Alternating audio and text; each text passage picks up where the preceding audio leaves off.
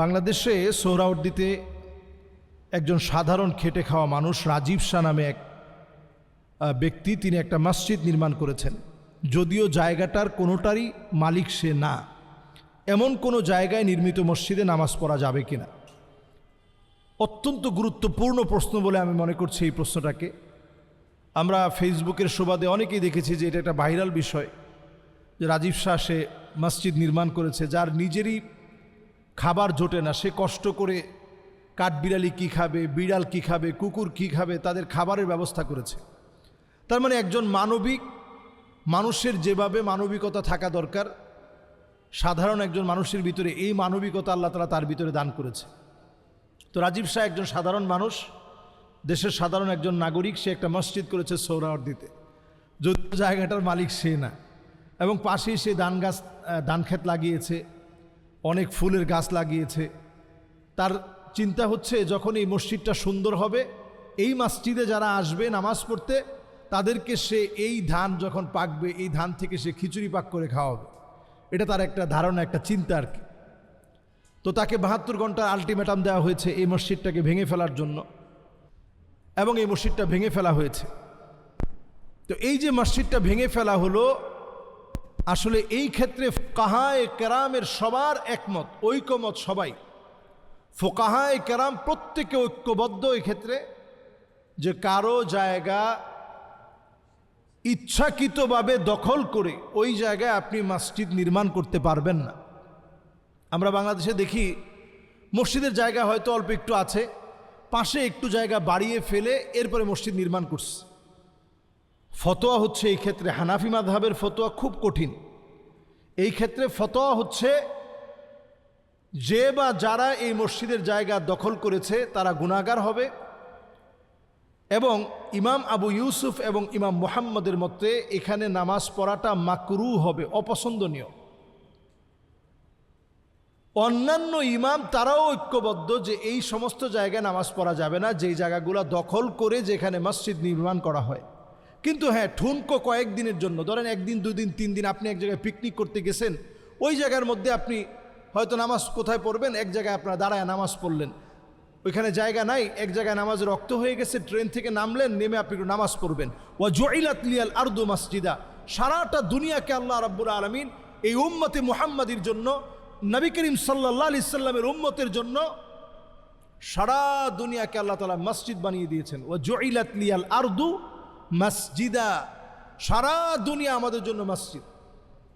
তো আমাদের জন্য সারা দুনিয়া যদি মসজিদ হয়, আপনি যে কোনো জায়গায় নামাজ পড়তে পারবেন। কিন্তু সরকারি কোনো জায়গাকে আপনি দখল করে সেই জায়গায় মসজিদ নির্মাণ করবেন, আপনি মনে করবেন অনেক বড় সওয়াবের কাজ করছেন। না, আপনি সওয়াবের কাজ করেন নাই, আপনি রাষ্ট্রীয় সম্পদকে বক্ষণ করে আপনি গুনাহগার হয়েছেন। অনুসিবা লাহু লিওয়াউন ইয়াউমাল কিয়ামা, কিয়ামতের দিন আপনার কাঁধের ভিতরে এই সম্পদ উঠায় দেওয়া হবে, কারণ এটা জনগণের সম্পদ। এখন জনগণের সম্পদের ভিতরে যদি আপনি ঘরবাড়ি বানান, এটা যেমন অপরাধ, আর মসজিদ নির্মাণ করছেন এটাও তো অপরাধ। আপনি জনগণ হয়ে সরকারের সম্পদকে আপনি দখল করতে পারবেন না। রাষ্ট্রীয় সম্পদ দখল করে ওই জায়গাতে আপনি মসজিদ নির্মাণ করে সেখানে নামাজ পড়লে আসলে নামাজ হবে কিনা এটা নিয়ে সন্দেহ। হ্যাঁ, যদি মানুষ না জেনে এখানে নামাজ পড়তে আসে, হ্যাঁ ওই লোকদের নামাজ হয়ে যাবে।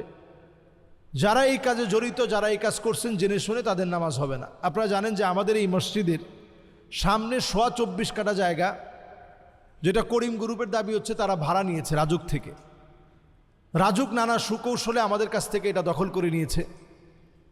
কিন্তু দখল করার পরেও আমরা এটার জন্য কিন্তু আইনানুগ ব্যবস্থা নিচ্ছি, কিন্তু আমরা হুট করে ভেঙে সেখানে প্রবেশ করতেছি না। কারণ আমাদের সমস্ত খাজনা খারিজ সব কিছু এখনও আমরা খাজনা দিচ্ছি জমির, তারপর আমরা সেখানে যাচ্ছি না কেন? যদি প্রশ্নটা থেকে যায় যে আইনানুগভাবে আমরা ব্যবস্থা নিয়েছি কিনা, এই প্রশ্নটা যেন না থাকে। খাজনা দেওয়ার পরে, জমির দলিল থাকার পরেও আমরা সেখানে যাচ্ছি না। সুতরাং যদি একটা মসজিদে আপনার নামাজ হয়, অন্তত জায়গার মালিকানা যেন ঠিক থাকে। ওয়াকফ করে দিতে হবে বিষয়টা এমন না, এটা আমরা অনেকেই মনে করি ওয়াকফ করে দেওয়া লাগবে। জুমা মসজিদ হওয়ার জন্য ওয়াকফ করে দেওয়া লাগবে এটা শর্ত না। তবে ইদনে আম, যেই কোনো জন বাহির থেকে আসতে পারবে, সেই অনুমতি অথরিটি থাকতে হবে। যে কোনো জন আসতে কোনো বাধা থাকবে না, সে নিরাপত্তা নিয়ে আপনার মসজিদে আসতে পারবে, মসজিদে নামাজ পড়বে, কোনো বাধা নাই। এমন যদি হয় তাহলে এই জায়গায় জুমার নামাজ পড়া যাবে, কোনো অসুবিধা নেই। তাহলে সোহরাওয়ার্দীর রাজীব শাহের যে মসজিদ নির্মাণ অথবা তার যে কান্নাকাটি, তার যে আকুতি মিনতি, সে আসলে বারবার বলতে চায় যে ছিন্নমূল এই মানুষগুলো নেশা, বিভিন্ন রকমের খারাপ কাজ নিয়ে থাকে।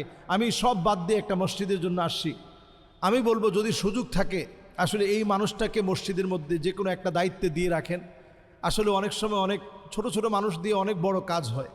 অন্তত সে সাহস করে গাছ লাগিয়েছে, এরপরে ফুলের গাছ লাগিয়েছে, ধানের ক্ষেত বানিয়েছে, কাঠবিড়ালি সহ বিড়াল কুকুর এদের খাবারের ব্যবস্থা করেছে, মানুষের জন্য সুমিষ্ট পানির ব্যবস্থা করেছে, অজু করার জন্য সে তার সাধ্যমতো পানির ব্যবস্থা করে দিয়েছে। এত কিছু যে মানুষটা করছে আসলে নিজের খেয়ে নিজের পড়ে, এই মানুষটার জন্য আমরা কি করছি? সুতরাং এই মানুষটাকে কোনো একটা কাজে লাগান, কোনো একটা মসজিদের কাজে তাকে লাগিয়ে দেন। এই জায়গাটা যেহেতু সরকারি জায়গা, এই জায়গায় আমি বলবো না সে দখল করে মসজিদ করুক। অন্য কোনো একটা মসজিদ, সরকারের অনেক প্রজেক্ট আছে, সরকারি মসজিদ আছে, বড় বড় মসজিদগুলো আছে, এই মসজিদগুলোতে এরকম ছিন্নমূল মানুষগুলোকে আপনি নিয়ে যান। অন্তত তারা নেশা থেকে বাঁচবে, দ্বীনের দিকে তারা আসবে। আল্লাহ যেন আমাদেরকে তৌফিক দান করেন। আসসালামু আলাইকুম ওয়া রাহমাতুল্লাহি ওয়া বারাকাতুহু।